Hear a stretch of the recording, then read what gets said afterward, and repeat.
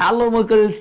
എടാ, നമ്മൾ ചില ചാപ്റ്റേഴ്സ് ഒക്കെ നമ്മൾ എത്ര പഠിച്ചു കഴിഞ്ഞാലും രണ്ടാമതും പഠിക്കേണ്ടതായിട്ടുള്ള ഒരു അവസ്ഥ നമുക്ക് ഉണ്ടാവാറുണ്ടല്ലേ. അങ്ങനെയുള്ള ഒരു ചാപ്റ്ററിൽ നമ്മുടെ സുവോളജിയിലുള്ള ആനിമൽ കിങ്ഡം. അപ്പോൾ ഇതുപോലെ ചാപ്റ്റർ നമ്മൾ പഠിക്കുന്ന സമയത്ത് നമ്മൾ ചില ട്രിക്സുകളും ടിപ്സുകളൊക്കെ നമ്മൾ അപ്ലൈ ചെയ്ത് കഴിഞ്ഞാൽ നമുക്ക് രണ്ടാമത് അത് നോക്കേണ്ട ഒരു ആവശ്യം വരാറില്ല. സോ ഞാൻ അത് രണ്ട് ഉദാഹരണത്തിലൂടെ, രണ്ട് എക്സാമ്പിൾസിലൂടെ എൻ്റെ മക്കൾസിന് ഞാൻ ഡെലിവറി ചെയ്യട്ടെ.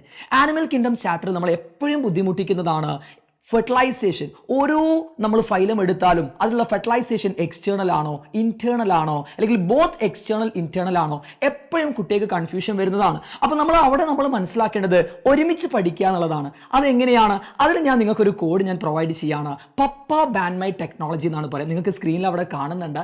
പപ്പ ബാൻമൈ ടെക്നോളജിയിൽ ആദ്യം എക്സ്റ്റേണൽ ഫെർട്ടിലൈസേഷൻ എന്താണെന്നും ഇന്റേണൽ ഫെർട്ടിലൈസേഷൻ എന്താണെന്നും എൻ്റെ മക്കൾസിന് അറിയാലോ. സോ ആ പപ്പ ബാൻമൈ ടെക്നോളജിയിൽ ഇന്റേണൽ ഫെർട്ടിലൈസേഷൻ നമ്മൾ ആദ്യം നോക്കാം. ഇന്റേണലിന്റെ കോഡാണ് പപ്പ.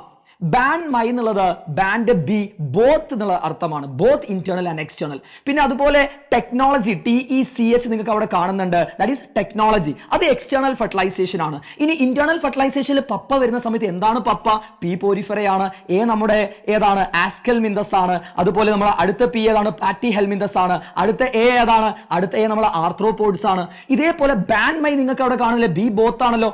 ആൻ എന്നുള്ളത് അനലിഡ്സ് ആണ്. അതുപോലെ എം മൊളസ്ക് ആണ്. അപ്പൊ അനലിഡ്സും mollusca both internal and external വരും. ഇനി നമുക്ക് ടെക്നോളജിയിലെ ടി നമുക്ക് ടീനോഫോറയാണ്. ടീനോഫോറിന്റെ സ്റ്റാർട്ടിംഗ് ലെറ്റർ സി ആണെങ്കിലും നമുക്ക് ടീനോഫോർ ആണെന്ന് നമുക്ക് പറയാം, ടി എന്നുള്ളത് കൊണ്ട് അല്ലേ. പിന്നെ ഈ എക്കൈനോഡെർമേറ്റ, സി സീലിൻറ്ററേറ്റ, എച്ച് ഹെമികോഡേറ്റ എന്ന് പറയും. ഈ ടെക്നോളജി എക്സ്റ്റേണൽ ഫെർട്ടിലൈസേഷൻ ആണ്. അപ്പൊ ഇതേ രൂപത്തിൽ നമുക്ക് ഇതിനെ അപ്രോച്ച് ചെയ്യാം. ഇനി എക്സാമ്പിൾസിലേക്ക് പോകുന്ന സമയത്ത് നിങ്ങൾ ന്യൂമോണിക്സ് ഉണ്ടാക്കിയാൽ മതി. ഓരോന്നിന്റെ ഫസ്റ്റ് ലെറ്റേഴ്സ് എടുത്താൽ മതിയടാ. ഇപ്പൊ നമ്മൾ മൊളസ്കയിലേക്ക് നമ്മൾ പോകുന്ന സമയത്ത് നിങ്ങൾക്ക് അവിടെ കാണുന്നുണ്ട് ലോഡ് PSC. എന്താ ലോഡ് PSC? നമ്മളെ PSC എക്സാം ഒക്കെ ഭയങ്കര ലോഡാണ്. ഒരുപാട് ക്വസ്റ്റ്യൻസ് നമുക്ക് പ്രാക്ടീസ് ചെയ്യണം. അപ്പോൾ ഓരോ ആനിമലിന്റെ ആ ഫൈലത്തിൽ വരുന്ന ഓരോ ആനിമലിന്റെ ഫസ്റ്റ് ലെറ്റേഴ്സ് ആണത്. എന്താ ലോഡ് PSC? എൽ ലോലിഗോയാണ്. അടുത്ത O ഒക്ടോപ്പസ് ആണ്. A അപ്ലീസിയാണ്. ഡി ഡെന്റാലിയം. ഇനി പി രണ്ട് പേർക്കുണ്ട്, പൈല ആൻഡ് പിങ്ടാഡ എന്ന് പറയും.